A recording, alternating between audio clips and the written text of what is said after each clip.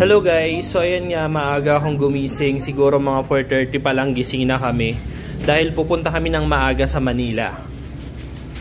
At eto nga guys, eto naka-ready na ako, gayak na ready na talagang pumunta sa Manila. At kita nyo naman dyan sa mata ko, aandap-andap pa dahil inaantok pa ako. Eto nga pala yung gagamitin kong bag, magdadala ako ng handle fan, tapos nagdala rin ako ng wipes. At eto yung ginamit kong sapatos. At eto na nga guys, nandito na kami sa Pampanga, sobrang traffic na naman dahil may ginagawa na namang daan. At eto nga, nandito na kami sa may Skyway, ang bilis talaga ng biyahe kapag dito dumaan sa Skyway. Dito na rin kami nag-lunch sa may Max, eto yung mga kinain namin. Hindi ko na na-videohan dahil gutom na kami. So ayan ang mga kinain namin, meron Shanghai, chicken, tapos umorder din kami ng chop suey. Let's eat! Kami sa may FEU. So, dumiretso kami sa may engineering building para magpa-register ng visitor's ID. Pagkatapos nun, pumunta na kami dito sa may architecture and fine arts building para naman magpasa ng medical yung pamangkin ko. So, habang nasa loob siya ng health service, lumibot muna ako dito sa may labas. At nakita ko nga tong FEU campus map.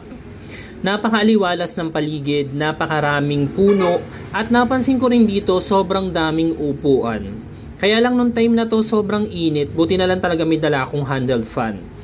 At ayan nga guys, tara samahan nyo ako maglibot dito sa may loob ng FEU. Kaya gusto ko sana magpicture doon sa may estatwa, kaya lang sobrang init nga. At alam nyo ba guys, na ang FEU pala ay naging university nung taong 1934 during the term of its first president, Nicanor Reyes Sr. Share knowledge lang tayo guys. So ayan, maglibot pa tayo dito sa loob ng FEU.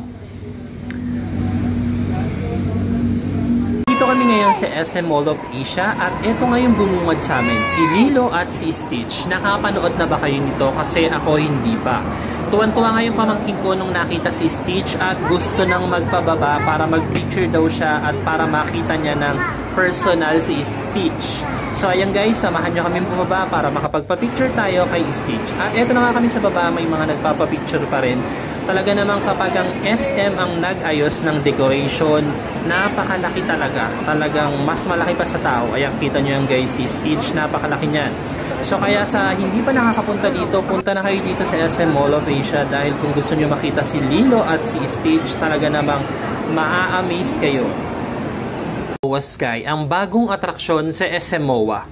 First time kong makapunta dito. Kayo ba guys, nakapunta na kayo dito? So ayan, na nagpunta kami nga pala dito, medyo maraming tao. Napakaaliwalas ng kapaligiran dahil may mga puno din, tanaw na tanaw nyo ang kalangitan. Ang worry ko lang dito kapag umulan ng malakas.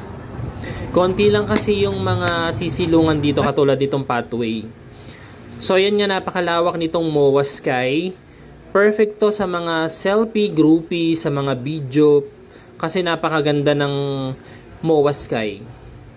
So ayan, samahan nyo pa ako maglibot dito. So ayan ang pinakababa. Pag nagpunta kayo dyan, tanaw nyo na yung Manila Bay, pati yung seaside. At nung bumaba nga kami, eto may pa water lily si MOA. Perfect mag-selfie dito.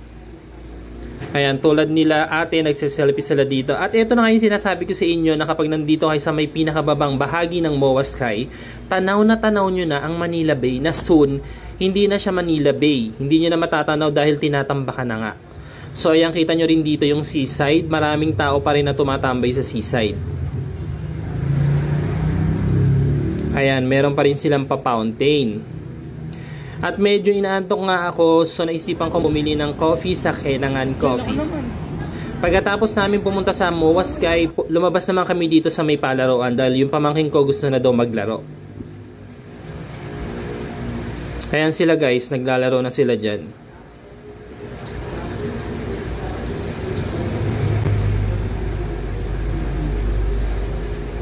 Pagkatapos namin dito, palabas na kami dahil maghahanap na kami ng makakainan. Ayan yung magandang aquarium dito sa MOA.